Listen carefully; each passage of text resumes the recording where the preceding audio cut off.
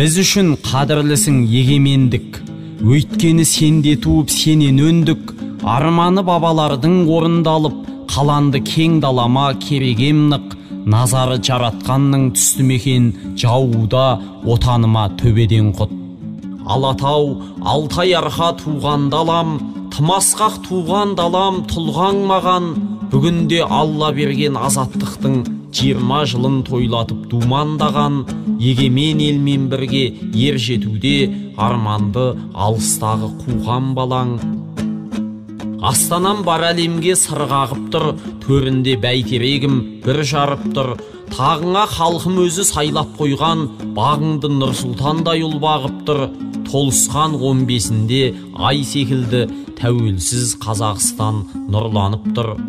Сарыарқам, сайын далам, нұр жақұтты, әр тасың тұнған тарих сырға құтты, кешегі төрге шыққан төбе билер әр сөзін алталашқа тыңдатыпты.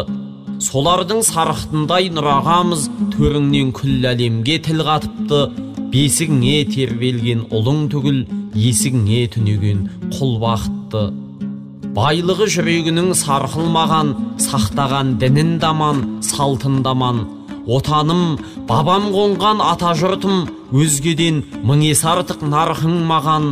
Туған ел, түп қазығым қағылған жер, әр уыс топырағың алтын маған.